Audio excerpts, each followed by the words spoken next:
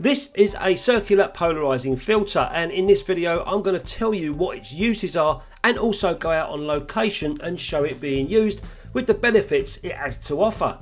In a nutshell, this filter eliminates unwanted glare from your subjects and it's really simple to use. Screw the filter onto your lens, look through the viewfinder and rotate the filter, and instantly you can see it working on all that scattered light, leaving you in control of how it falls on your subject. Notice how it's changing the window light reflecting on this camera and also on this light meter and on this computer screen. You can also see the picture frames in this scene having the glare eliminated. It's also really handy if you're photographing a lot of glass, especially cars, and in this scene you can see how the filter is taking the glare away from the car's windscreen.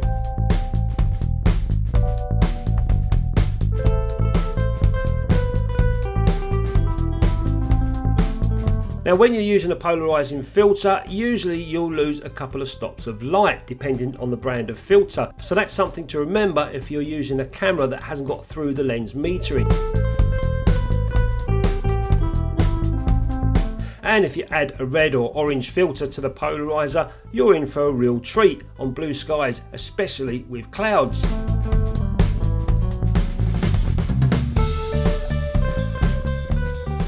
So I must admit, I'll be the first to say that I don't always take a polarizing filter out with me whenever I go on a shoot, and I should, because most of you guys have seen my videos, me shooting lakes, shooting seascapes, shooting car shows, anything where there's reflections and anything where there's glare. I haven't had the polarizer filter on me most of the time to try and tackle that, and I should do really, because that's what a polarizing filter does. Whatever sort of photography you're into, I think it's always worth having one in your kit just in case you need to get rid of a certain glare or reflection, or just to darken skies if you're doing scapes.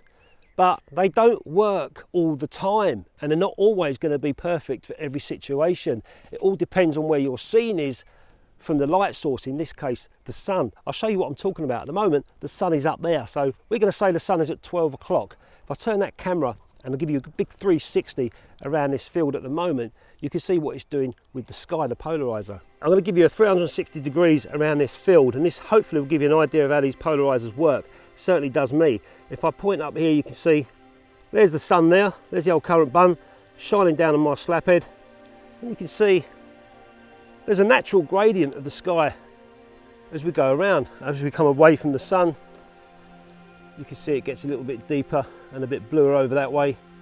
You know, that's the atmosphere doing its thing. And this is what the polarizing filter does, it controls it for us. And we come all the way around, what's that, 9 o'clock probably, back to where we were, where the sun is. Now I'm going to put the polarizer filter on. On goes the polarizing filter.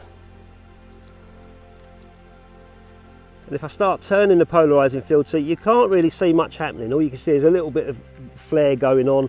That's because of the two pieces of glass on this filter. So one thing we know straight away is you don't want to point this thing towards the sun.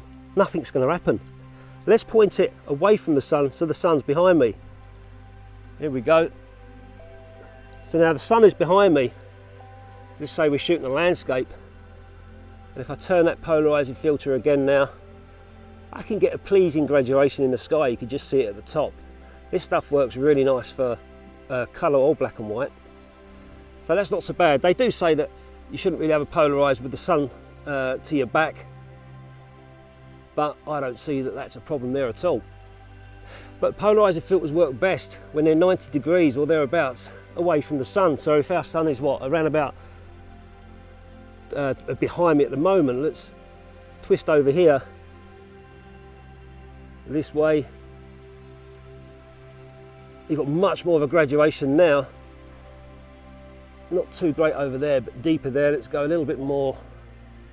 It's hard for me to see through the screen, the sun's glaring on it, but you get what I'm saying. This polarizer works best when the sun is around about 90 degrees in either direction. So we've got about 90 degrees there. You can see that polarizer is looking really nice on the skies. If we switch that to black and white, can you imagine that being printed in the darkroom, that lovely gradient sky? And we'll go around the other side. I'll have to change the filter again. There you go, just turning it slightly. So we've got this round about there, looks good. And again, can you imagine that in black and white in a dark room? Not much burning or dodging to do in that sky at all. Whereas if I turn it towards the sun more, pull that gradient back in, now you can see we've got a problem. Where I'm going towards the sun more, it's becoming uneven. So if I was in the dark room, I'd have to be burning this side in. And yesterday I went out with the film camera and shot some Acros 2, but it was a little bit overcast, so the polarising filter really wasn't working to its benefit. I didn't really need it, to be honest with you, but I took some photographs and I'll show you guys some of the comparisons now at the moment and where I was and what I was shooting.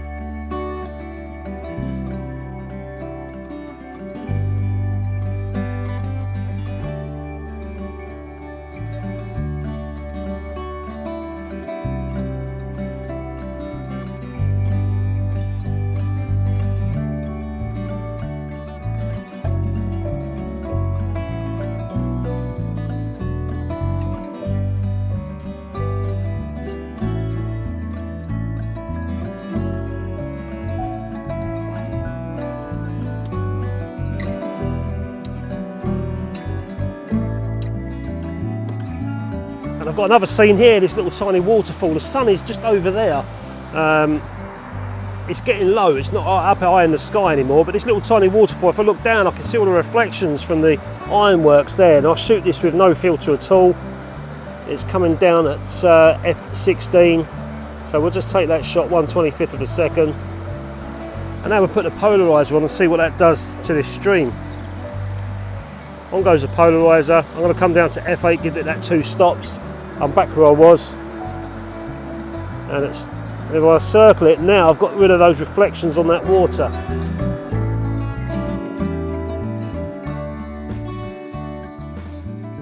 But today is perfect, apart from the epoxy flies. Today is perfect because the sun is out. I could do with a few clouds, but that doesn't matter. If I'm out shooting today on water, that sun is quite bright. You can see it beaming off my slap head. I don't know if you can, because I've actually got the polarizer on at the moment. If I twist that polarizer, what happens? Let's twist it away. I don't know, I can't see, but maybe my slap head has started coming out a little bit up here. But today's perfect because that sun's quite bright, and if I want to go and shoot lakes or seascapes, I know there's going to be glares coming off the water, but the polarising filter will help that out for me, and it will take away the reflections or take away glare and make my pictures a lot nicer. And before I carry on, check out Frank's YouTube channel, Faz Photo. He's a great guy in America talking all things film photography. Now he would say that there's no S in polarizer, but I would say there's no Z or Z in it either. And guess what, Frank? It's Nikon, not Nikon. And on these polarising filters, you've got this little tiny white mark. Now some say that should be 90 degrees from the light source. So my light source is over there, so maybe the white line should be up there. But in my experience, if I point that towards the light source, in other words, if I point that little tiny white line towards the sun, that's where the polarizer is working to its maximum effect. And I can see that through the viewfinder. I can see there's a lot of sheen on the water. If I turn the circular polarizer clockwise or anti-clockwise, doesn't matter, until I'm happy, the reflections have gone off the water now. That white line now is pointed directly to the sun. So if you've got that white line pointed towards the light source, that's where your polarizer is working to its max. Now there is science behind these polarizing filters, but I'd rather think of it as magic. I don't really want to think of the science behind it, how they're made, how they're built. All I know is that all around us is scattered light. It's bouncing off every orifice you can imagine, even my head at the moment. But the polarizing filter kind of cuts out all that glare when you put it on your camera. So to me, if I can see through the camera and see what I'm getting on my scene, I don't have to know the science behind it. I don't have to know how my car works on Friday when I go and get a kebab, you know, and come home again. I don't sit to the wife and go, man, you've got to know how this engine works. Got a kebab, done.